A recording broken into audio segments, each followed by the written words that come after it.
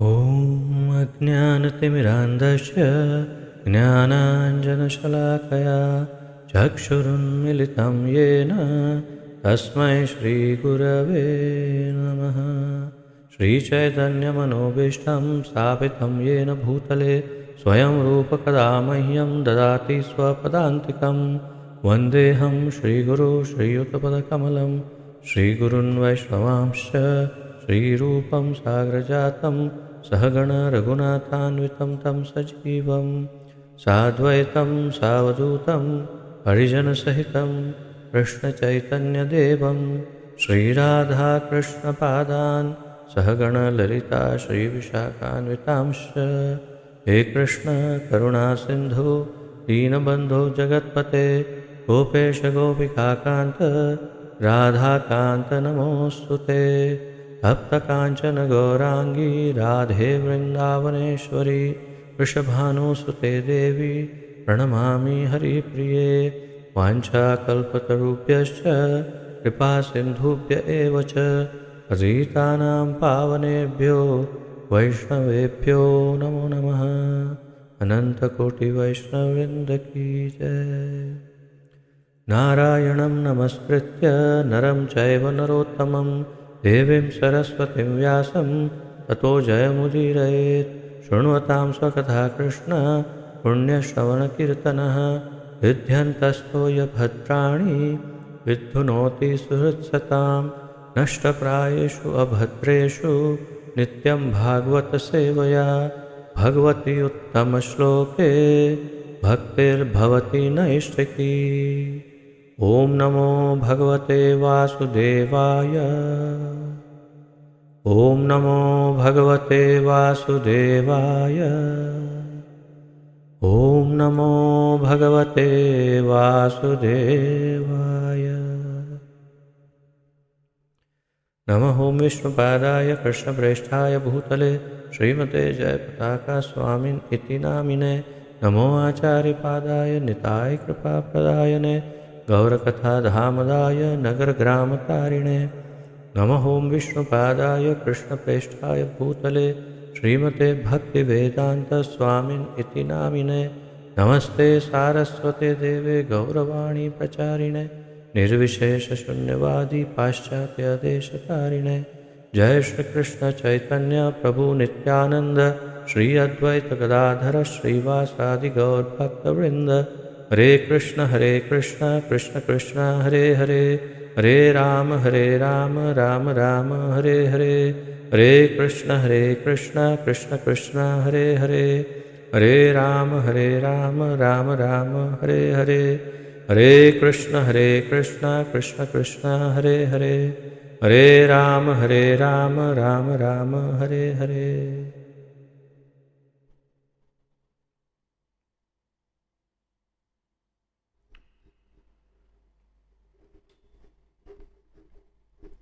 आप सबका बहुत बहुत स्वागत है आज के इस दिव्य कार्यक्रम में, जिसके अंतर्गत हम सम्मिलित रूप से श्रीमद् भागवत महापुराण का अध्ययन कर रहे हैं, जिसका आलेखन हमारे इस्कॉन के संस्थापक आचार्य श्री श्रीमद् अभय चरणारविंद भक्तिवेदांत स्वामी श्रील प्रभुपाद जी ने किया है।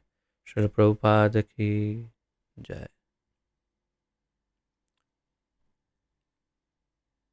प्रथम स्कंद के द्वितीय अध्याय का हमने 1 से लेकर 3 श्लोकों का अध्ययन कर लिया है, जैसा कि आप जानते हैं, और अब आज चौथे श्लोक का अध्ययन करने जा रहे हैं।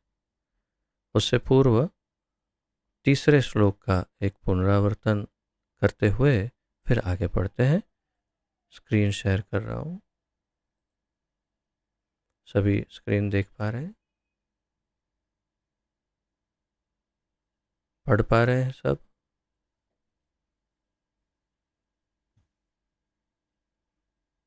नहीं पढ़ पा रहे? हाथ जब तक ऊपर नहीं करेंगे मुझे समझ में नहीं आएगा।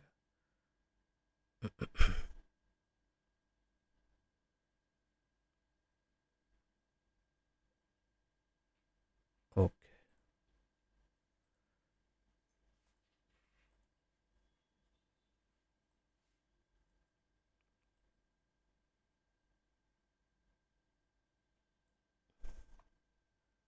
तो तीसरे श्लोक में हमने देखा, सूत गोस्वामी कहते हैं, मैं समस्त मुनियों के गुरु व्यासदेव के पुत्र शुकदेव को सादर नमस्कार करता हूँ, जिन्होंने संसार के गहन अंधकारमय भागों को पार करने के लिए संघर्षशील उन निपट भौतिकवादियों के प्रति अनुकंपा करके वैदिक ज्ञान के सार रूप इस परम गुह्य पुराण को स्वयं आत्मसात करने के बाद अनुभव द्वारा कह सुनाया। और फिर हमने सूत गोस्वामी के विषय में भी जाना था, और इस स्तुति में श्रील सूत गोस्वामी श्रीमद् भागवत की पूर्ण भूमिका का सार प्रस्तुत करते हैं।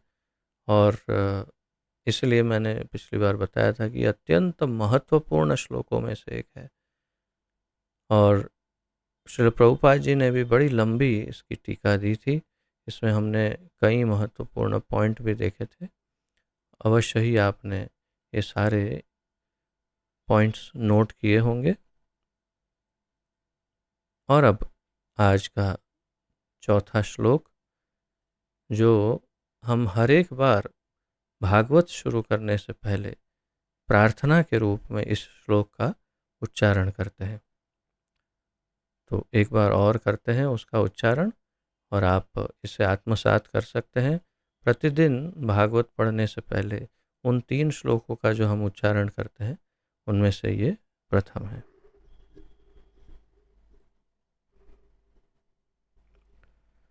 नारायणं नमस्कृत्य नरं चैव नरोत्तमं देवीं सरस्वतीं व्यासं ततो जयमुदीरयेत्। नारायणं नमस्कृत्य नरं चैव नरोत्तमं देवीं सरस्वतीं व्यासं ततो जयमुदीरयेत्। नारायणं नमस्कृत्य नरं चैव नरोत्तमं देवीं सरस्वतीं व्यासं ततो जयमुदीरयेत्। शब्दार्थ, नारायणम भगवान को या नारायण को या विष्णु या कृष्ण को, नमः कृत्य नमस्कार करके, नरम च एव तथा नारायण ऋषि को, नर उत्तमम सर्वश्रेष्ठ मनुष्य, देवीं देवी, सरस्वतीम विद्या की अधिष्ठात्री देवी या माता सरस्वती को, व्यासम व्यासदेव को, ततः तत्पश्चात जयम विजय प्राप्त करने के लिए, उदीरयेत घोषित करे। जयम उदीरयेत, जयम उदीरयेत यानी विजय प्राप्त करने के लिए इसकी घोषणा करें। अब ये प्रार्थना है। मैंने जैसे आपको पूर्व में बताया था, सूत गोस्वामी अनेक प्रार्थनाओं के साथ शुरू करते हैं। सबसे पहले सुखदेव गोस्वामी की को वंदना की, और अब उनके बाद सुखदेव गोस्वामी के बाद जो अत्यंत महत्वपूर्ण है, उनकी वंदना कर रहे हैं। नारायण की वंदना सबसे पहले क्यों नहीं की? वही कारण है, गुरु गोविंद दोनों खड़े, काके लागू पाए, बलिहारी गोविंद आप, गुरु आपकी जो गोविंद दियो मिलाए। अगर गुरु नहीं हो तो हम भगवान को कैसे जान सकते हैं? इसलिए सर्वप्रथम वंदना हर हाल में, हमेशा, हर परिस्थिति में गुरु की ही होनी चाहिए। और इसीलिए मैंने आपको अनेक बार बताया है कि जैसे हम मंदिर में प्रवेश करते हैं, पहले गुरु को प्रणाम करके, श्रील प्रभुपाद को प्रणाम करके, फिर हम अन्य भगवान के श्री विग्रहों के सामने प्रणाम करते हैं। तात्पर्य यह है कि यहाँ पर पहले सुखदेव गोस्वामी उनके गुरु को, जैसे हमने पिछले श्लोक में देखा था कि उन्होंने कहा भी कि मेरे गुरु हैं, तो सुखदेव गोस्वामी को प्रथम प्रणाम किया उन्होंने गुरु के रूप में। तत्पश्चात उन्होंने अब नारायण और नर नारायण ऋषि और सरस्वती माता तथा व्यासदेव को प्रणाम किया। विजय के साधन स्वरूप इस श्रीमद् भागवत का पाठ करने सुनने के पूर्व मनुष्य को चाहिए कि वह श्री भगवान नारायण को, नरोत्तम नर नारायण ऋषि को, विद्या की देवी माता सरस्वती को तथा ग्रंथकार श्रील व्यासदेव को नमस्कार करें। तो क्रम अनुसार सर्वोत्तम सबसे ऊपर होना चाहिए, तो सर्वोत्तम गुरु थे जो उनको प्रणाम कर दिया। अब उनके बाद सर्वोत्तम तो भगवान ही है, तो भगवान नारायण को, उसके बाद नर नारायण ऋषि को। सबसे पहली जानकारी आपको ये बताऊं कि टीवी में कभी अगर नर नारायण के विषय में कुछ आपने देखा हो, यदि बाय चांस किसी सीरियल में, तो उसमें अवश्य ही आपने दो को देखा होगा, नर और नारायण। परंतु हमारे शास्त्रों के अनुसार, श्रील प्रभुपाद जी के अनुसार, नर नारायण ऋषि वो एक ही व्यक्ति का नाम है। और सीरियल में पता नहीं क्यों टीवी में वो लोग दो दिखाते हैं, नर अलग नारायण अलग ऐसे।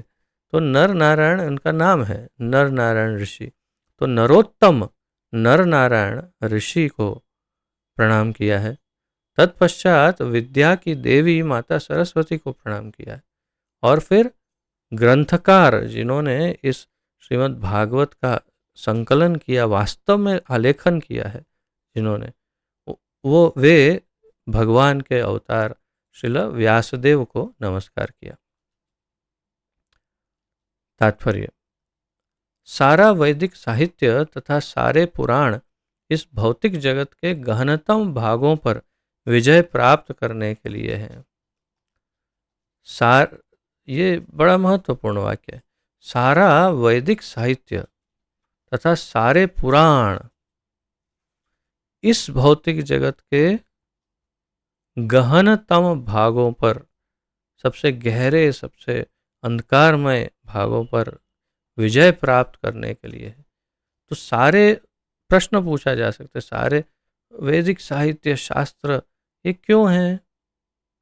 वे इसलिए है ताकि हम इस संसार के जो सबसे, अंग्रेजी में कहते हैं द डार्केस्ट रीजन, तो जो सबसे गहनतम, सबसे काला, भयानक, सबसे दुष्कर, जो बहुत ही अत्यंत कठिन, कठोर ऐसा जो वातावरण है, उस सब को भेद करके पार करने के लिए, उन सब से हमारी मुक्ति के लिए, ऐसे अत्यंत कष्ट और दुख की अवस्था से हमारी मुक्ति के लिए ये सारे वेद, पुराण, साहित्य आदि लिखे गए। श्रील प्रभुपाद जी बता रहे हैं कि जीव अनादिकाल से भौतिक इंद्रिय तृप्ति के प्रति आसक्त होने के कारण ईश्वर के साथ अपने संबंध को भूल चुका है। अब इसको समझाने के लिए मुझे लगता है कम से कम मुझे एक पूरा लेक्चर तो लेना पड़ेगा केवल इतनी एक लाइन के लिए। अनादिकाल से भौतिक इंद्रिय तृप्ति के प्रति आसक्त होने के कारण ईश्वर के साथ अपने संबंध को भूल चुका है। कौन? जीव। अर्थात मैंने आपको कुछ तो पहले बता दिया है कि जैसे दो जीवात्माएं हैं, मुख्य रूप से दो प्रकार की जीवात्माएं हैं। एक तो नित्य मुक्त जीव और एक है नित्यबद्ध जीव। नित्य मुक्त जो हमेशा मुक्त ही रहते हैं, अर्थात जो हमेशा वैकुंठ जगत में भगवान के साथ नित्य संग करते हैं, उनके सेवक बन करके उनकी लीलाओं में हमेशा अलग अलग वैकुंठ जगतों में हमेशा रहते हैं, उन जीवों को नित्य मुक्त कहते हैं। और नित्यबद्ध यानी जो जीव इस भौतिक संसार में फंसे रहते हैं और बारंबार जन्म मृत्यु के चक्र में गोल गोल घूमते रहते हैं, उन्हें नित्यबद्ध कहते हैं। तो हमारी बात है कि हम नित्यबद्ध जीव क्यों इस संसार में फंसे हैं, पड़े हैं या सड़ रहे हैं? उसका सिंपल उत्तर, सामान्य उत्तर, अनादिकाल से इंद्रिय तृप्ति के प्रति आसक्त होने के कारण और ईश्वर के साथ अपने संबंध को भूलने के कारण। अब प्रभुपाद जी को जब स्वाभाविक है कि इतने वर्षों में कोई किसी न किसी ने तो प्रभुपाद जी को ये प्रश्न अवश्य पूछा होगा कि क्यों हम यहाँ पर सड़ रहे हैं, क्यों हम नित्य मुक्त नहीं हैं, और क्यों वे नित्य मुक्त वाले नित्य मुक्त है और हम लोअर बर्थ में क्यों है, वो सब अपर बर्थ में क्यों ट्रैवल कर रहे हैं, वो क्यों फर्स्ट क्लास एसी में और हम स्लीपर वो जनरल कोच में, हम क्यों इतना परेशानी कष्ट भोग रहे, हमने ऐसा क्या कर दिया, ये प्रश्न। क्योंकि हम तो चैलेंज करना ही जानते हैं, तो कोई भी यदि कोई हमें कोई बुरी अवस्था में रखे तुरंत चैलेंज करते, हमने ऐसा क्या कर दिया और तुमने ऐसा क्या किया कि तुम अच्छा भोगोगे। बस यही बात है कि वो द्वेष तथा इंद्रिय तृप्ति की कामना, और सबसे महत्वपूर्ण प्रभुपाद जी जो समझाते हैं कि हमें भगवान से द्वेष हो गया था। हम भी वहीं थे, परंतु हमने भगवान के प्रति द्वेष हमें उत्पन्न हुआ हमारे हृदयों में। और द्वेष से अधिक यूं कहिए, द्वेष शायद उपयुक्त शब्द नहीं, ईर्ष्या सीधा साधा शब्द है। ईर्ष्या उत्पन्न हुई हमें भगवान के प्रति, और हमें लगा कि जैसे भगवान की भगवान भगवत्ता को भोग रहे हैं, जैसे सब कुछ के भोगता भगवान ही है, जैसे सारे आनंद तो उनके ही लिए हैं और हम सब उनके सेवक हैं। हमें ऐसा लगा क्यों हम भी भगवान की तरह स्वतंत्र भगवान नहीं बन सकते, क्यों हम भी स्वतंत्र रूप से भोग नहीं कर सकते, क्यों हमारा अपना संसार नहीं हो सकता। भगवान ने कहा ये संभव नहीं है, क्योंकि तुम जीव तत्व हो, बिल्कुल तुच्छ और क्षुद्र हो, और मैं परब्रह्म परमेश्वर बहुत ही विभू विशाल तत्व हूँ। तात्विक रूप से ही भेद है और अनेक प्रकार से गुणों में बहुत सारे भेद, बहुत सारे हैं, तो तुम नहीं कर पाओ। नहीं नहीं, मुझे तो अकेले मजा करना है, मजा करना है, जलसा करना है। अच्छा, तो फिर ठीक है। भगवान ने कहा चलो तुम्हारे लिए अलग से घर बना देता हूँ, अलग सब गाड़ी बंगलो सब ला के दे देता हूँ, नौकर चाकर दे दूंगा, बाकी फिर आगे तुम अपना संभालना संसार। तो नहीं नहीं, वो भी हम सब कर लेंगे, केवल आप हमें एक रहने के लिए जगह दे दो। ठीक है, तो जाओ, तुम्हारे लिए ये भौतिक संसार, और उसमें जैसा तुम्हें तुम्हारी इच्छा ऐसा एक भौतिक शरीर ले लो। तुम कुत्ता बिल्ली बनो, तुम मनुष्य बनो, तुम कीड़ा मकोड़ा बनो, तुम देवता बनो, तुम सर्प बिच्छू कुछ भी, कॉकरोच कुछ भी बन जाओ, तुम्हारी जैसी इच्छा हो बन जाओ। तो हम सभी जीवात्माओं को हमारी अपनी ईर्ष्या के कारण इस भौतिक संसार में सजा भोगने के लिए, वास्तव में जैसे ब्रह्मा जी ब्रह्म संहिता में बताते हैं, दुर्गा, तो हम इस संसार में सजा भोगने के लिए आ गए, ताकि हम समझ पाए कि हम भगवान से स्वतंत्र अकेले नहीं सुखी रह पाएंगे।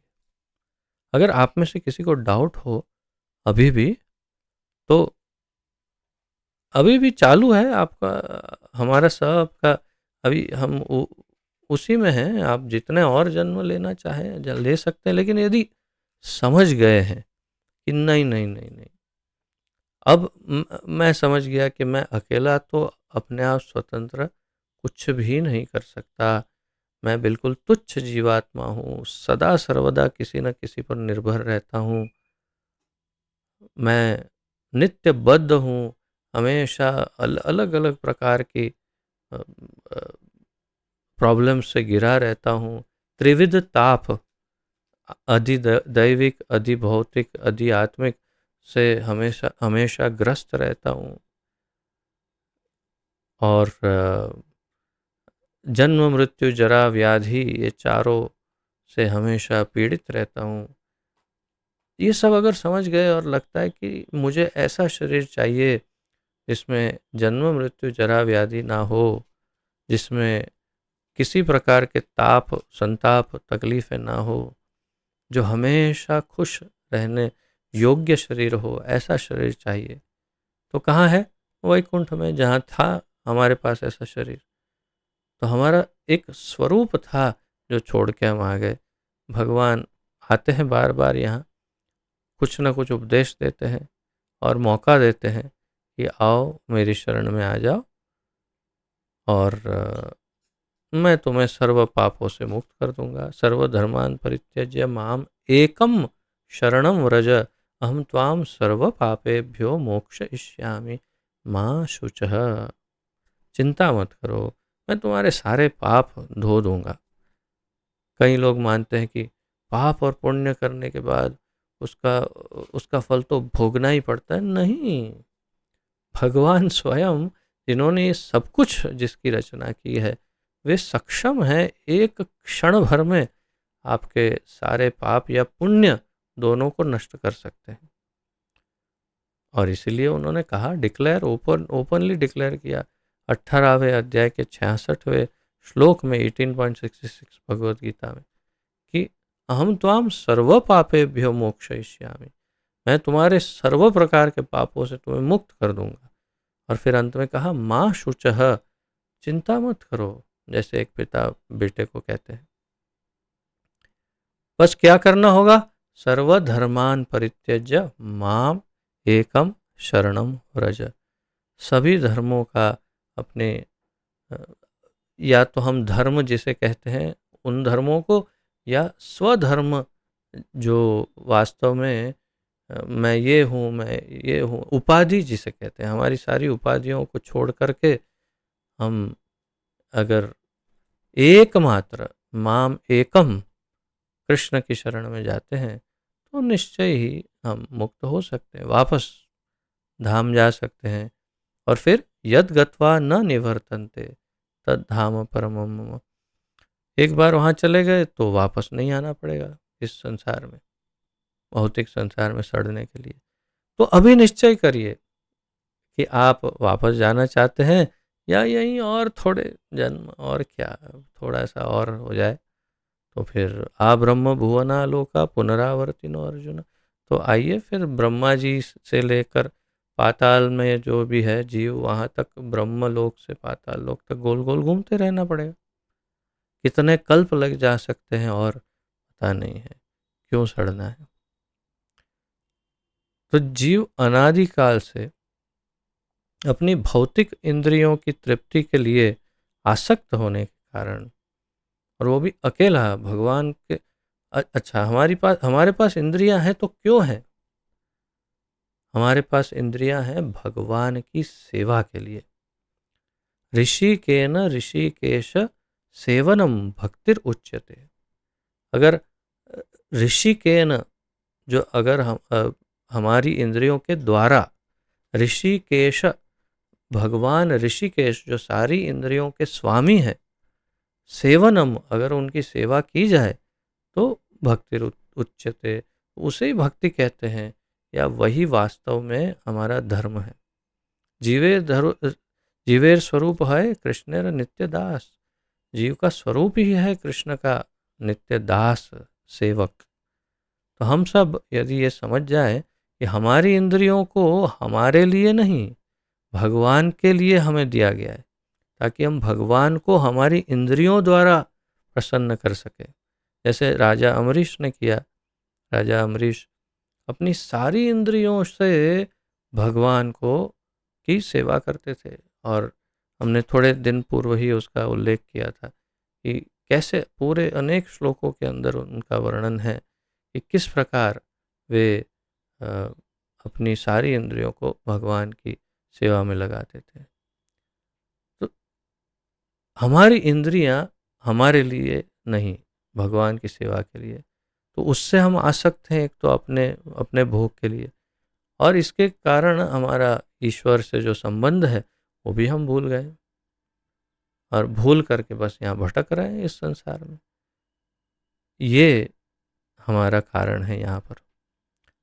इस भौतिक जगत में उसका जीवन संघर्ष अविरत चलने वाला है, प्रभुपाद जी कह रहे हैं। और इसके लिए कोई योजना बनाकर जीव का इसमें से निकल पाना संभव नहीं है।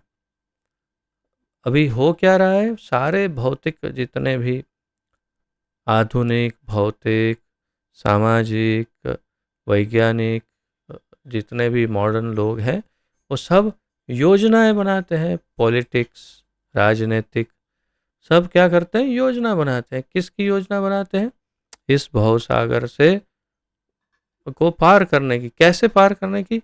और ज़्यादा भोग करके, और ज़्यादा सुख प्राप्त करके, और ज़्यादा सुविधाओं के द्वारा, उसके द्वारा हम बस ये प्रॉब्लम को सॉल्व कर देंगे। तो इस भौतिक जगत में उसका जीवन संघर्ष अविरत, अविरत यानी बिना रुके, बिना बिना कोई ब्रेक के, बिना कोई क्या कहते हैं उसे, इंटरवल, वैकेशन, इंटरप्शन के, कंटिन्यूअस, एकदम निरंतर चलते रहने वाला है। क्या? इस भौतिक जगत में जीवन संघर्ष।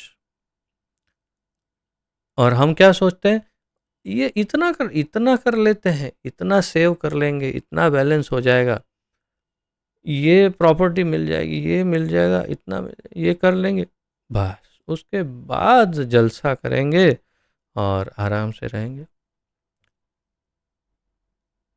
श्रीमान रतन टाटा जी मेरे ख्याल से कितने साल के हो जानते हैं ना?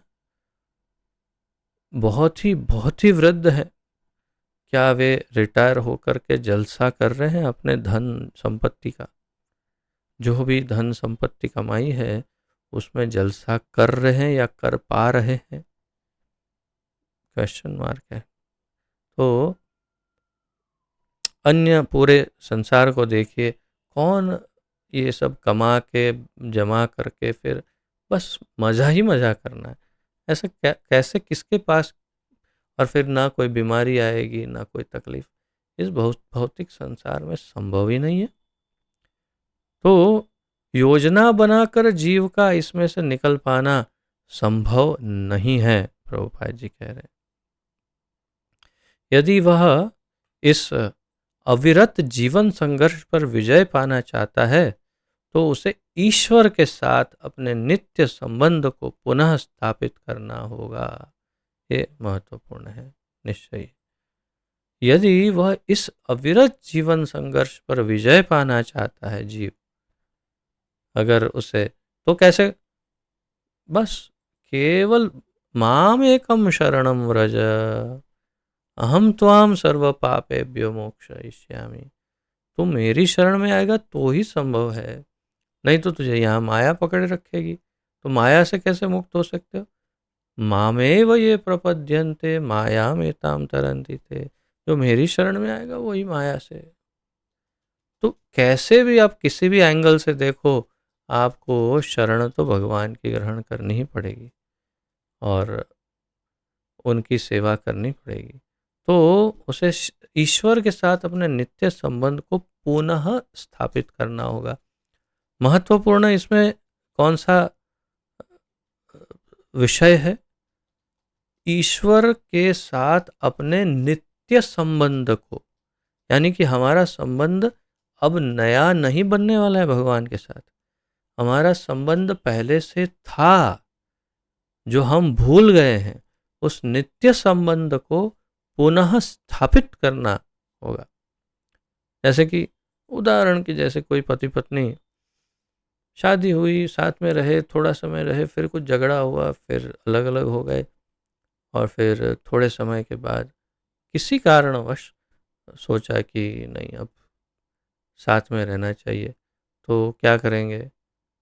उस बिछड़े हुए, टूटे हुए संबंध को पुनः स्थापित करने के लिए विचार विमर्श करेंगे कि हम लोग अब यहाँ घर लेते हैं, ये करते हैं, ऐसे रहते हैं, ये नहीं करेंगे, ये अवश्य करेंगे। ये समझौता करेंगे, तो कुछ समझौता, कुछ बातचीत, कुछ करके फिर पुनः उस संबंध को स्थापित करेंगे और फिर साथ में रह पाएंगे। तो हमें भी इस टूटे हुए संबंध को पुनः स्थापित करना है। उसमें बीच में एक एजेंट की जरूरत पड़ेगी, मिडल मैन, एजेंट, काउंसलर, और वो कार्य गुरु का है। गुरु दोनों को मिला देते हैं। गुरु भगवान से कहते हैं ये एक जीव है, और जीव को कहते हैं भगवान, आओ चलो मैं मिलवाता हूँ। दोनों को मिलाने का कार्य गुरु करते हैं। जो भी इस प्रकार के निवारक उपाय अपनाना चाहता है, उसे वेदों तथा पुराणों जैसे साहित्य का आश्रय लेना होगा। और जो इससे पार करना चाहता है, गुरु भी जो कुछ भी बताते हैं, बता कहाँ से रहे हैं? शास्त्रों से, वेदों पुराणों से। तो यहाँ पर यही बात कही है कि जो भी इस प्रकार के निवारक उपाय अपनाना चाहता है, निवारण करना चाहता है, किसका?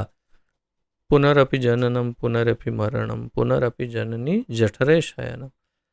इस बहुत ही भयानक संसार में बार बार जन्म मृत्यु करना और बार बार किसी न किसी माँ के गर्भ में शयन करना, कभी 9 महीना, कभी 2 महीना, कभी 18 महीना, कभी कितना महीना, किसी न किसी गर्भ में सोते रहना, कभी कुत्ते वाली माँ के गर्भ में, कभी मनुष्य वाली माँ, कभी ये वाली। क्यों?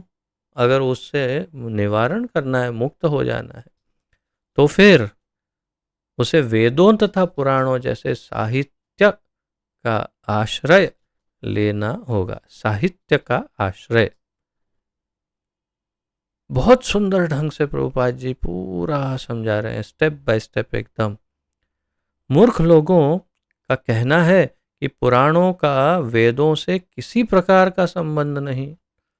यही वो ये जो बहुत ही हायर लेवल के ज्ञान मार्गी हैं, वे, जैसे हमने पहले भी कहा था कि पुराणों को बहुत तुच्छ, बेकार, या तो कथाएं, वार्ताएं, स्टोरी ऐसा समझते हैं। तो मूर्ख लोगों का कहना है, वास्तव में वे नितांत मूर्ख ही है बेचारे। उनका क्या कहना है कि पुराणों का वेदों से किसी प्रकार का संबंध नहीं।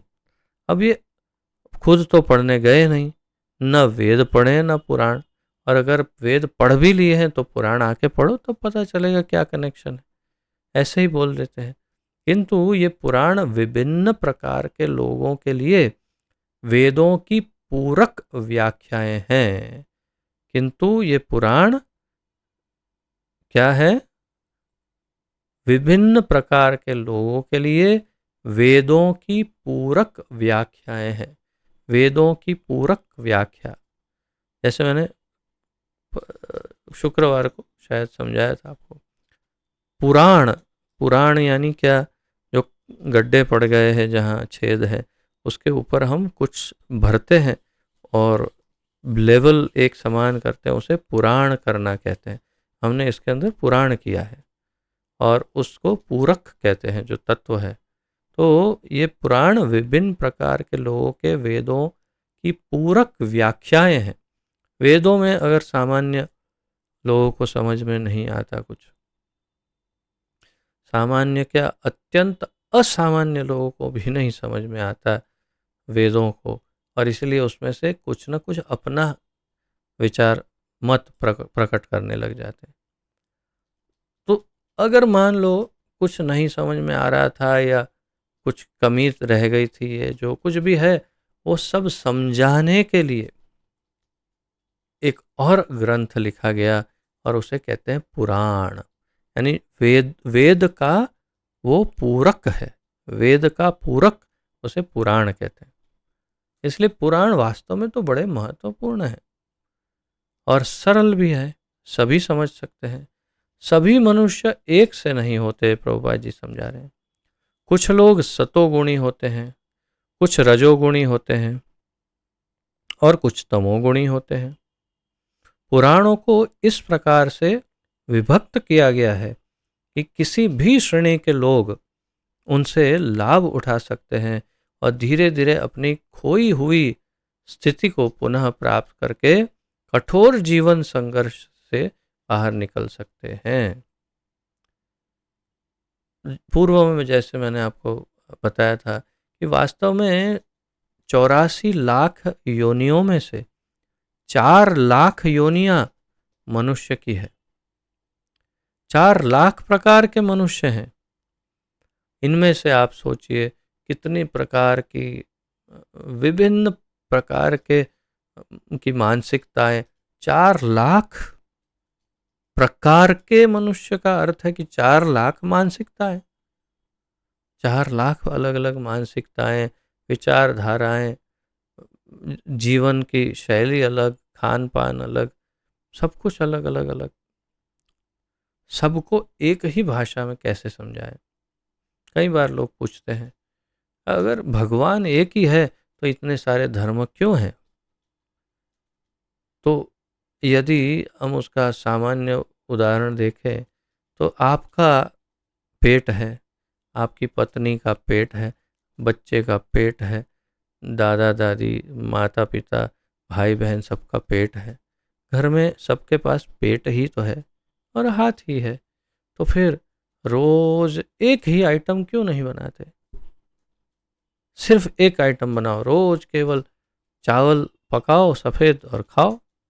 सब पेट ही तो भरना है, कार्य क्या करना है? और अरे नहीं नहीं, उसको ये पसंद है, उसको वो पसंद नहीं है, उसको ये अच्छा लगता है, उसको इतने बजे ये चाहिए ये चाहिए।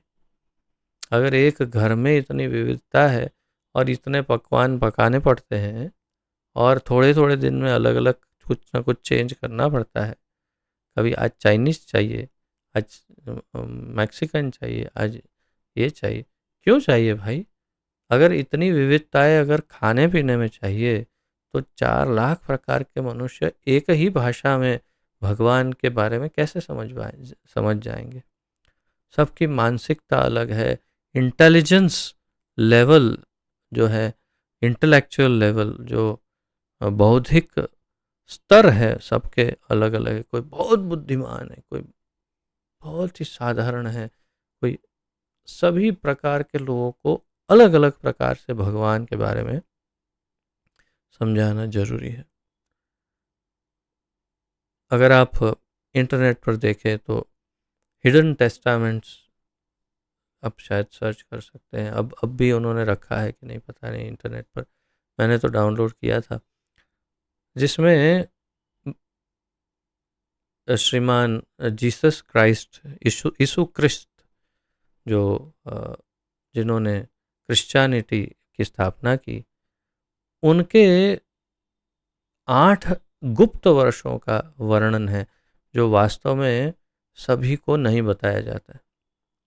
और उसमें ऐसा लिखा है कि वे 8 वर्षों तक अपने जीवन काल के जगन्नाथपुरी में जाकर के रहे और उन्होंने वैष्णविज्म का स्टडी किया और वहाँ से उन्होंने कृष्ण से कृष्ट, तो कृष्ट शब्द उन्होंने धारण किया, कृष्ण धारण किया था शब्द, जब वापस गए और फिर कृष्ट उसके उच्चारण में धीरे धीरे धीरे अपभ्रंशित होते होते क्रिस्ट, फिर क्रिस्टोस, फिर क्रिस्टोस से क्राइस्ट, इस प्रकार से उनका नाम क्राइस्ट हुआ।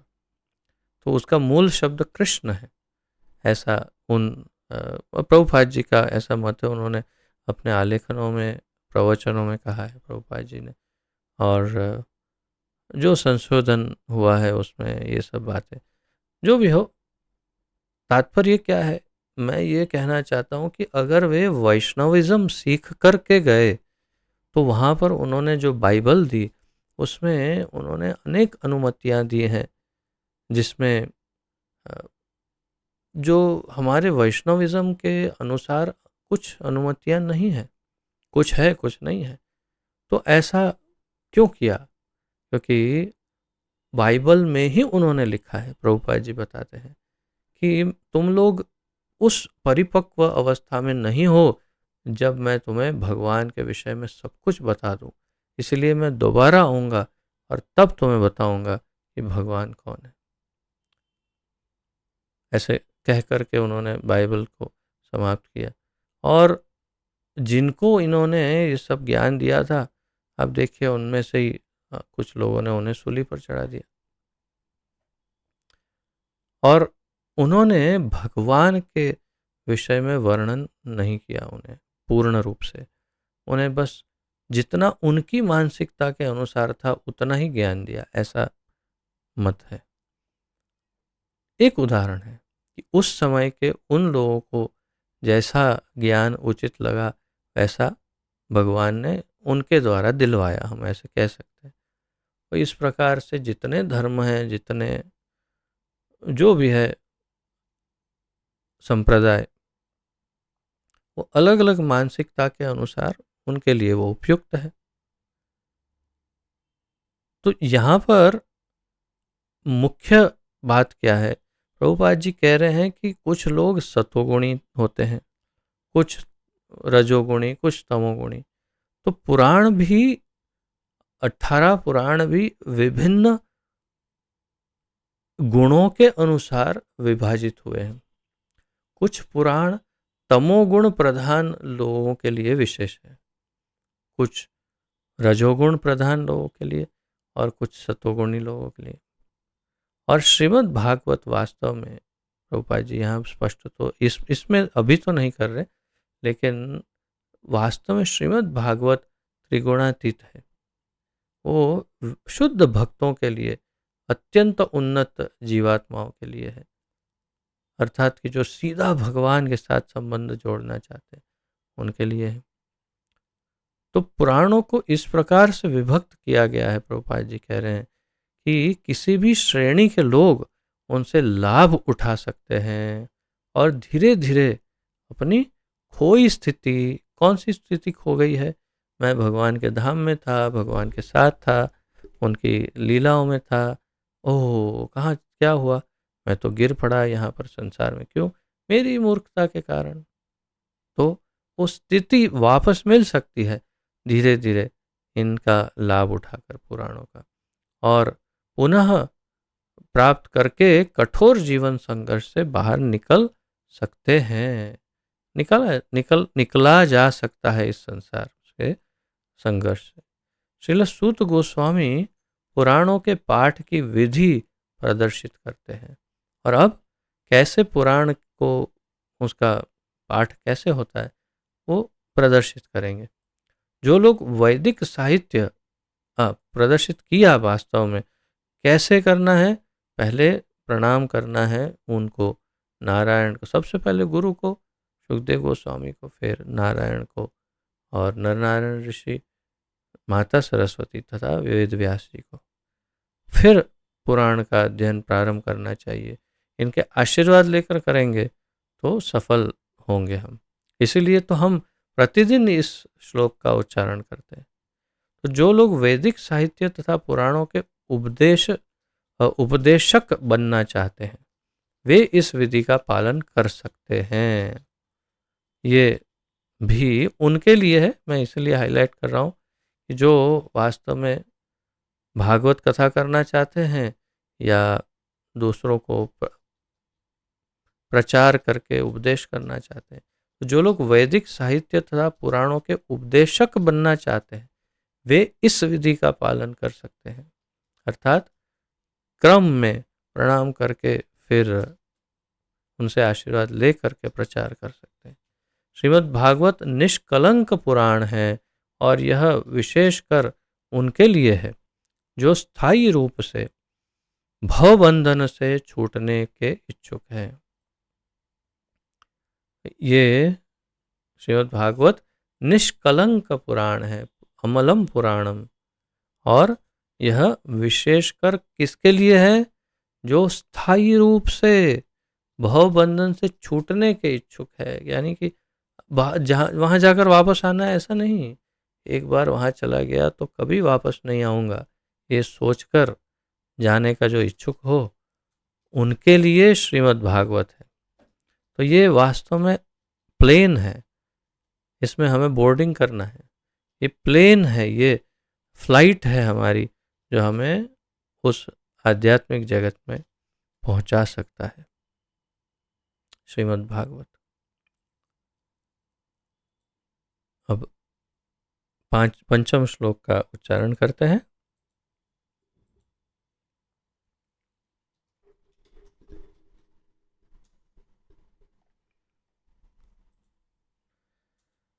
मुनयः साधु पृष्ठोऽहम् भवद्भिर्लोकमङ्गलं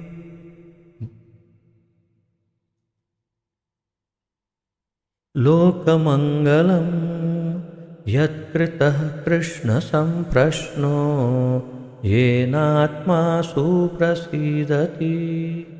मुनयः साधु पृष्ठोऽहम् भवद्भिर्लोकमङ्गलं यत्कृतः कृष्णसम्प्रश्नो येनात्मा सुप्रसीदति।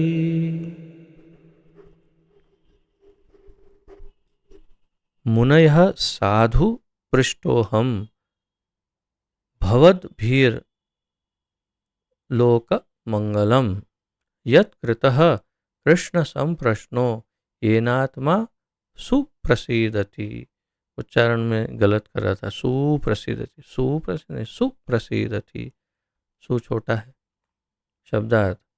मुनयः, हे मुनियों, साधु, यह प्रासंगिक है। हाँ, ये शब्द साधु, तो सामान्य रूप से हम साधु शब्द यानी कोई साधु बाबा, बाबा जी महाराज, कोई बाबा जी, ऐसा साधु। लेकिन संस्कृत में साधु शब्द का एक और अर्थ है, साधु। साधु यानी अच्छा है, अच्छा है, बहुत बढ़िया, बहुत बढ़िया, उत्तम है, बहुत ही सही है, ठीक है, ठीक है, बोलते ना, सही है, सही है, ऐसा साधु। साधु उसका अर्थ ये भी है। और एक यहाँ भी ये भी अर्थ है कि यह प्रासंगिक है।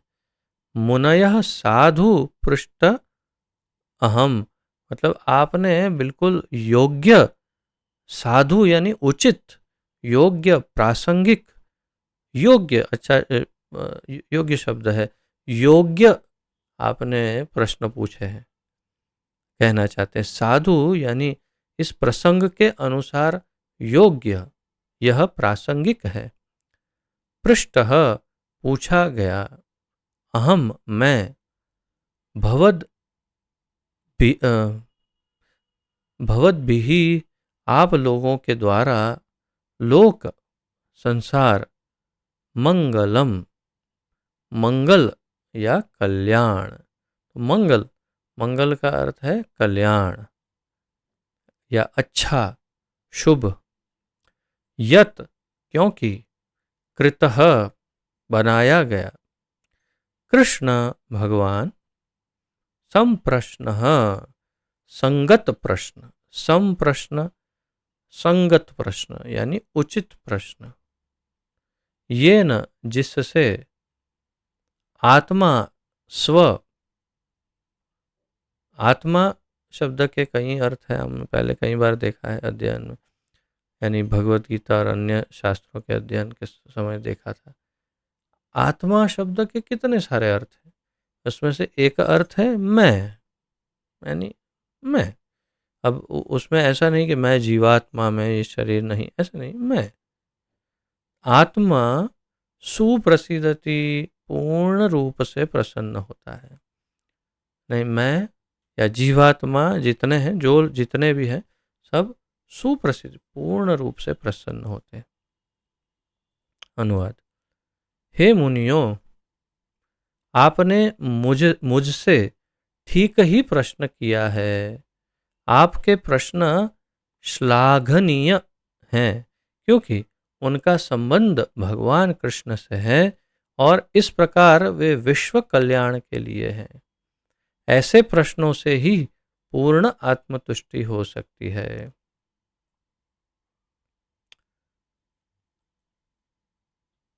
हे मुनियों, आपने मुझसे ठीक ही प्रश्न किया है। अब पहला प्रश्न तो यह है कि आपको मैंने होमवर्क दिया था सबको, गृह कार्य, और इसमें से अभी भी केवल कुसुम लीला माता जी के को छोड़कर किसी का उत्तर आया नहीं ग्रुप में कि क्या प्रश्न पूछे थे। कुसुम लीला माता जी का के प्रश्न जो थे वो 95% ठीक थे। लास्ट 2 में थोड़ा कन्फ्यूजन हो गया, तो इसीलिए थोड़ा सा गड़बड़ हो गई, एक ही बात रिपीट हो गया जैसे हुआ। तो 6 प्रश्न जो ऋषियों ने पूछे वो इस प्रकार है। सबसे पहले उन्होंने पूछा सूत गोस्वामी को, मानवता के लिए सबसे अच्छा क्या है? मानवता के लिए सबसे योग्य क्या है? मैं यहाँ स्क्रीन पर उसको लेके आया हूँ, जो रिकॉर्डिंग है उसमें आएगा, आप लोगों को नहीं दिखाई देगा। तो अभी लाइव जो है उनको नहीं दिखाई देगा, जो यूट्यूब पर रिकॉर्डिंग है उसमें ये दिखाई देगा। तो सबसे पहला क्या है, मानवता के लिए सबसे अच्छा क्या है, ये पहला प्रश्न। दूसरा था सभी शास्त्र ज्ञान का सार क्या है? सभी शास्त्र ज्ञान जो भी है, शास्त्रों का जो ज्ञान है उसका सार क्या है, यानी श्रीमद् भागवत के विषय में ही पूछ रहे हैं। फिर तीसरा उन्होंने पूछा, कृष्ण इस जगत में क्यों प्रकट हुए? कृष्ण क्यों इस संसार में प्रकट हुए? चौथा है, सृष्टि के संबंध में भगवान की गतिविधियां क्या थी, यानी इस सृष्टि जो उत्पन्न हुई उसके संदर्भ में, उसके संबंध में भगवान के का क्या रोल था उसमें, इस सृष्टि की उत्पत्ति में। भगवान पांचवा, भगवान के प्रत्येक अवतार की गतिविधियां क्या थी? भगवान के जितने अवतार हुए उन सबके की क्या लीलाएं थी, क्या क्या उन्होंने कार्य किए, उसके विषय में पूछा। और छठा, जब कृष्ण संसार से विदा हो जाएंगे तो धार्मिक सिद्धांत कहाँ से प्राप्त होंगे? जब भगवान संसार छोड़ के चले जाएंगे, विदा हो जाएंगे, तो हमें ये धर्म और उसके जो सिद्धांत है वो कहाँ से मिलेंगे? क्योंकि अभी तो भगवान के चरण पर में ही है धर्म। भगवान है तब धर्म है, परंतु भगवान के जाने के बाद धर्म का क्या होगा, कहाँ से मिलेगा? तो ये 6 प्रश्न ऋषियों ने सूत गोस्वामी को नैमिषारण्य में पूछे। ये इसका आप लोगों का होमवर्क मैंने कर दिया। तो आपने मुझसे ठीक ही प्रश्न किया, आपके प्रश्न श्लाघनीय है। श्लाघनीय मैंने इससे पूर्व भी आपको समझा, आत्मश्लाघा यानी अपनी स्वयं की तारीफ या बढ़ाई या गुणगान। श्लाघनीय यानी गुणगान के योग्य, सराहनीय, बहुत ही उत्तम। तो आपके प्रश्न बहुत ही सराहनीय है, बहुत ही बखान करने योग्य है, क्योंकि उनका संबंध भगवान कृष्ण से है। क्यों आपके प्रश्न उत्तम है? क्योंकि उनका सीधा संबंध सब कुछ भगवान कृष्ण से ही है, और इस प्रकार वे विश्व कल्याण के लिए हैं। इसलिए आपने जो 6 प्रश्न पूछे वो सारे के सारे 6 प्रश्न वास्तव में पूरे विश्व के कल्याण के लिए ही है। बहुत ही परफेक्ट क्वेश्चन पूछे। प्रभुपाद जी की भी किताब है, perfect questions perfect answers. Prabhupada ji को किसी ने प्रश्न पूछे और बहुत ही उत्तम उत्तर दिए, तो ऐसे ही ये परफेक्ट क्वेश्चंस है। 6 प्रश्न परफेक्ट प्रश्न, क्यों? उससे पूरे संसार का कल्याण होगा, उसके उत्तरों में। ऐसे प्रश्नों से ही पूर्ण आत्मतुष्टि हो सकती है, सूत गोस्वामी कह रहे हैं। संपूर्ण आत्मसंतोष, आत्मतुष्टि ऐसे विश्व कल्याण के योग्य जो प्रश्न हैं उनसे ही हो सकते हैं। तभी तो जीव का कल्याण होगा, जब वो कृष्ण संबंधी प्रश्न पूछेगा। जैसे यहाँ 6 प्रश्न पूछे, वास्तव में कुछ जगह पर तो बिल्कुल स्पष्ट पूछ लिया कि देवकी नंदन के विषय में ऐसे ऐसे करके, लेकिन कुछ प्रश्न डायरेक्ट नहीं दिख रहे हैं, लेकिन ये सब वास्तव में कृष्ण संबंधी ही प्रश्न हैं सारे। इसीलिए सबसे कल्याणकारी प्रश्न, और उससे संपूर्ण आत्मतुष्टि हो सकती है।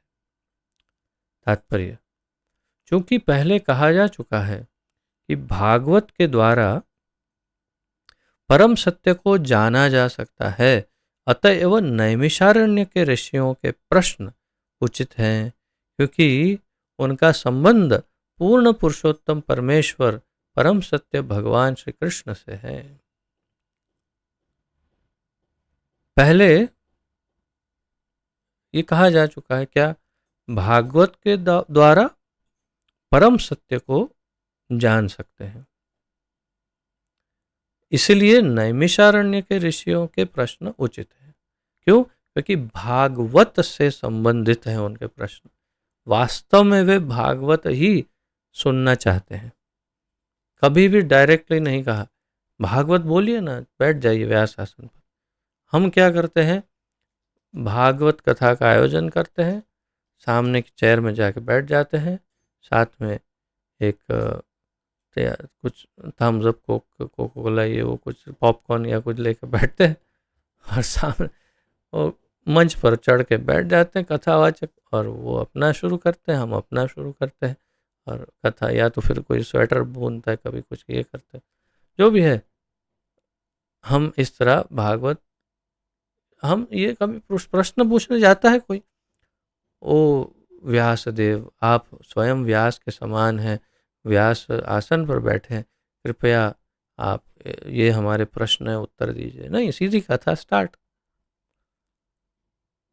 तो अतएव नैमिषारण्य के ऋषियों के प्रश्न उचित हैं, क्योंकि उनका संबंध पूर्ण पुरुषोत्तम परमेश्वर परम सत्य भगवान श्री कृष्ण से है।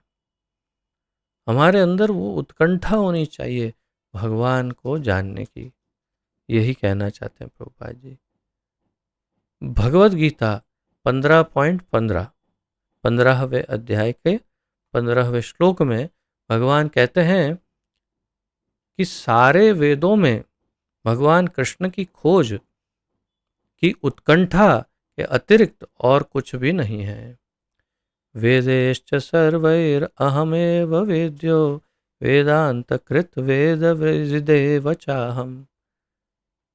वेदेश्च सर्वैर अहम एव वेद्यो वेदांत कृत वेद विद एव च अहम। भगवान कहते हैं 15.15, अर्थात वेदों की रचना मैंने की, स्थापना मैंने की, उनके अंदर जानने वाला विषय जो है वो भी मैं ही हूँ, और वेदों को पूर्ण रूप से जानने वाला, उसका ज्ञान धारण करने वाला भी मैं ही हूँ। तो भगवद गीता में भगवान कहते हैं सारे वेदों में भगवान कृष्ण की खोज की उत्कंठा के अतिरिक्त और कुछ नहीं है। वेदेश्च सर्वैर अहम एव वेद्यो, मैं ही हूँ जानने लायक विषय वेदों में। जबकि आप देखिए इतने सारे वेदांती घूमते हैं, इसमें से कितने कृष्ण भक्त हैं। और इसका अर्थ बहुत स्पष्ट है कि यदि कोई वेदांती है और यदि वो कृष्ण भक्त नहीं है, तो वो वेदांती सिर्फ नाम मात्र का है, उसके पास वास्तव में वेदों का कोई ज्ञान नहीं, सिर्फ तोते जैसा ज्ञान है, मूल ज्ञान नहीं प्राप्त किया। क्यों? कृष्ण को ही नहीं, अगर कृष्ण के पास नहीं जाता तो कोई फायदा नहीं। इस तरह कृष्ण संबंधी प्रश्न सारी वैदिक जिज्ञासाओं के सार समाहार हैं।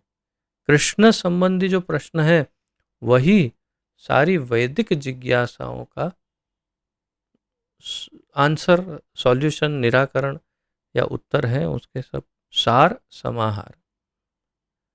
सारा संसार प्रश्नों तथा उत्तरों से परिपूर्ण है। अब प्रभुपाद जी प्रश्नों के विषय में यहाँ पर सभी प्रश्न पूछते हैं। पूरा संसार प्रश्न उत्तरों से परिपूर्ण है। सारे पक्षी, पशु तथा मनुष्य शाश्वत प्रश्नों एवं उत्तरों में व्यस्त है। आपको थोड़ा अटपटा लगेगा, लेकिन क्योंकि हम लोग गहरा मंथन या चिंतन नहीं करते, इसीलिए हम इस बातों से कभी आश्चर्यचकित, अरे ऐसा, प्रभुपाद जी कह रहे हैं सब प्रश्नों में ही उलझे हुए हैं पूरा संसार। ऐसे पशु पक्षी मनुष्य सभी सभी प्रश्नोत्तरों में। कैसे? भोर होते ही सारे पक्षी अपने अपने नीड़ों में प्रश्नों तथा उत्तरों में लग जाते हैं, और शाम होते ही वही पक्षी वापस आकर पुनः प्रश्नोत्तर में व्यस्त हो जाते हैं। अर्थात एक पक्षी सुबह उठकर ही पहले प्रश्न करता है, आज कहाँ खाना मिलेगा, चलो उधर चलें, हाँ चलो उधर चलते हैं, उधर मिलेगा, शायद मिल सकता है, चलते हैं उस तरफ, उड़ो, उड़ते हैं, जाते हैं, ये ऐसा अच्छा होगा, ये ऐसा है, ये वो, हो गया दिन। वापस वापस आए, कुछ दाने लाए अपने बच्चों के लिए, पापा क्या लाए हो, प्रसादम, महाप्रसाद है, गोविंद प्रेयर स्टार्ट। कहाँ से लाए, यहाँ से। क्या लाए, ये लाए। कैसे मिला, ऐसे मिला। प्रश्न उत्तर में ही पक्षी का जीवन, एक पक्षी का जीवन प्रभुपाद जी यहाँ बता रहे। मनुष्य भी जब तक प्रगाढ़ निद्रा में सो नहीं जाता, प्रश्नोत्तर में व्यस्त रहता है। बहुत ही ये वास्तव में प्रभुपाद जी ने एक प्रकार से, ये कटाक्ष है प्रभुपाद जी का। मनुष्य भी जब तक प्रगाढ़ निद्रा में सो नहीं जाता, तब तक प्रश्न पूछते रहता है और उत्तर देते रहता है। या तो प्रश्न पूछता है या उत्तर देता है। ये ऐसा क्यों है, ये इधर क्यों पड़ा है, ये ऐसा क्यों नहीं किया, ये क्यों, ये फिर धीरे धीरे सो जाता, बस गया, प्रश्न समाप्त। वे बोलते वो ये मिस्टर क्वेश्चन मार्क्स हो गया। क्यों? बस प्रश्न उत्तर, प्रश्न उत्तर, जीवन ही इसमें व्यर्थ। और फिर आखिर में बताएंगे प्रभुपाद जी कि उससे फायदा होता है, क्या होता है। व्यापारी बाजारों में प्रश्नोत्तर में लगे रहते हैं, और इस प्रकार न्यायालय में वकील तथा विद्यालयों में, महाविद्यालयों में विद्यार्थी भी व्यस्त रहते हैं। सांसद भी संसद में प्रश्नोत्तर में ही लगे होते हैं, और राजनीतिज्ञ तथा प्रेस प्रतिनिधि यानी प्रेस रिपोर्टर भी प्रश्नोत्तर में मशगूल दिखते हैं। यद्यपि ये लोग जीवन भर ऐसे प्रश्न तथा उत्तर करते रहते हैं, किंतु रंच मात्र तुष्ट नहीं हो पाते। ये है महत्वपूर्ण। यद्यपि ये लोग जीवन भर ऐसे प्रश्न करते रहते हैं, लेकिन रंच मात्र मतलब इतना भी तुष्ट नहीं हो पाते, यानी उत्तरों से संतुष्ट नहीं होते। आत्मा की तुष्टि तो केवल कृष्ण विषयक प्रश्नोत्तरों से ही हो सकती है। आत्मा की संतुष्टि कैसे हो सकती है? कृष्ण विषयक प्रश्नों से ही हो सकती है। आत्मा की तुष्टि तो केवल कृष्ण विषयक प्रश्नोत्तरों से हो सकती। भगवान के विषय में पूछो, उस प्रश्न से आपका और उत्तर देने वाले का, सुनने वालों का, सभी का कल्याण होगा निश्चय ही। तो प्रश्न पूछना है तो भगवान विषय पूछो। कृष्ण हमारे अंतरंग स्वामी, मित्र, पिता या पुत्र तथा माधुर्य प्रेम के लक्ष्य प्रियतम है। यानी 4 मुख्य जो हमारे संबंध है भगवान के साथ, 12 रसों में से जो 5 प्रमुख, उसमें भी जो 4 मेन है, या तो 5 है, यहाँ पर 5 का वर्णन है। अंतरंग स्वामी, दास का 4 ही है। तो अंतरंग स्वामी हमारे यानी मालिक या नाथ, भगवान, इष्ट, और हम उनके दास, सेवक। मित्र, हमारे मित्र, परम मित्र, हमारे पिता या पुत्र। भगवान या तो हमारे पिता हो या पुत्र, तथा माधुर्य प्रेम यानी प्रियतम प्रेमी के रूप में, इन 4 संबंधों में कृष्ण को भूल कर हमने प्रश्नों तथा उत्तरों के अनेक विषय बना लिए हैं, किंतु इनमें से किसी से भी हमें पूर्ण तुष्टि नहीं हो पाती। कृष्ण को भूलकर हमने प्रश्नों तथा उत्तरों के अनेक विषय बना लिए। इनके विषय में भी बहुत कुछ चलता है, लेकिन इससे हमें तुष्टि नहीं होती। कृष्ण के अतिरिक्त सारी वस्तुएं क्षणिक तुष्टि प्रदान करने वाली है। अतः यदि हम पूर्ण तुष्टि चाहते हैं तो हमें कृष्ण विषयक प्रश्नों तथा उत्तरों को ग्रहण करना होगा। लौकिक प्रश्न जो हैं उसमें संतुष्टि कभी नहीं मिलेगी। कृष्ण विषयक जो प्रश्न है उसमें आत्म संतोष, शांति, आनंद, सुख सब मिलेगा। बिना प्रश्न किए या उत्तर दिए हम क्षण भर भी जीवित नहीं रह सकते। बिना प्रश्न किए एक क्षण भी जीवित नहीं रह सकते, क्योंकि श्रीमद् भागवत, अब मुझे एक मिनट मुझे रुकना पड़ेगा इधर। इतने सारे प्रश्नों की का गुणगान हो रहा है और एक मेरा ही ऑडियंस है जो मुझे बस 1-2 प्रश्न पूछता है, बाकी कोई प्रश्न ही नहीं पूछते। तो अब मैं क्या समझूं उससे? प्रभु, हाँ, ये निश्चय है कि प्रभुपाद बहुत अच्छा समझाते हैं, इसलिए प्रश्न होने की संभावना लगभग नगण्य हो जाती है। लेकिन प्रभुपाद जी तो कहते हैं बिना प्रश्न किए तो हम एक क्षण भी नहीं जीवित रह सकते। तो फिर आप लोग भी कभी कभी थोड़ा मंथन करके, चिंतन करके, हिम्मत करके थोड़ा आध्यात्मिक प्रश्न, कृष्ण संबंधी प्रश्न पूछिए, विषय संबंधी पूछिएगा, दूसरे विषयों का नहीं, तो बहुत उत्तम होगा, सबका ही कल्याण होगा। देखिए, पूछने वाले का, बताने वाले का और सुनने वालों का, सभी का कल्याण होता है। क्योंकि श्रीमद् भागवत कृष्ण विषयक प्रश्नों तथा उत्तरों को बताने वाला ग्रंथ है, अतएव हम इस दिव्य साहित्य के पठन तथा श्रवण मात्र से परम तुष्टि प्राप्त कर सकते हैं। ये बहुत महत्वपूर्ण है, क्योंकि श्रीमद् भागवत कृष्ण विषयक प्रश्नों तथा उत्तरों को बताने वाला है। भागवत में क्या प्रश्नोत्तरी है? कृष्ण संबंधी। इसीलिए अतएव हम इस दिव्य साहित्य के पठन तथा श्रवण मात्र से परम तुष्टि प्राप्त कर सकते हैं, परम संतुष्टि मिल जाएगी। मनुष्य को चाहिए कि श्रीमद् भागवत को समझकर समस्त सामाजिक, राजनैतिक या धार्मिक विषयों से संबद्ध समस्याओं का हल खोज निकाले। तो जो भी आपका प्रॉब्लम है, डिफिकल्टीज, जो भी टेंशन है, जो परेशानी है, जो कष्ट है, उन सभी परेशानियों का निवारण आपको श्रीमद् भागवत में मिल सकता है। कैसे? समस्त सामाजिक, राजनैतिक या धार्मिक, ये 3 प्रकार की जो समस्याएं हैं उनका हल भागवत में मिलेगा। ये आप नोट कर सकते हैं। श्रीमद् भागवत से सामाजिक, राजनैतिक तथा धार्मिक विषयों की समस्या का हल मिलेगा। श्रीमद् भागवत तथा कृष्ण समस्त वस्तुओं के सार है। वैसे तो श्रीमद् भागवत में और कृष्ण में अंतर ही नहीं, उनका वांग्मय स्वरूप है, हमने पहले ही चर्चा की है। लेकिन फिर भी यदि अलग है तो श्रीमद् भागवत तथा कृष्ण दोनों समस्त वस्तुओं के सार है।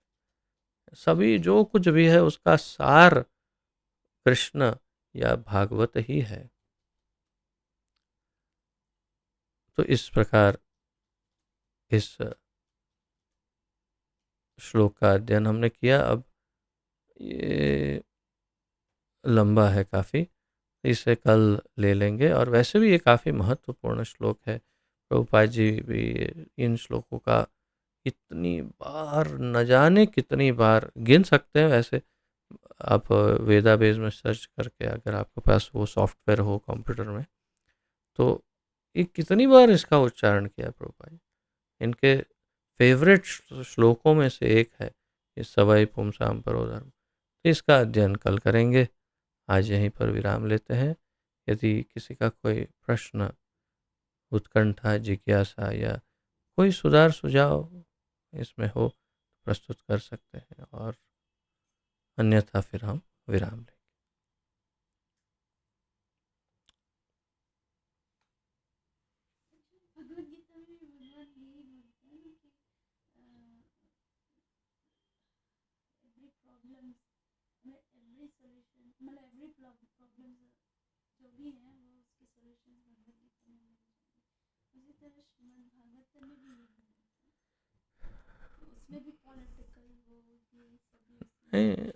भगवत गीता वास्तव में एक हमेशा आजकल जैसे कोई भी प्रोडक्ट खरीदते हैं तो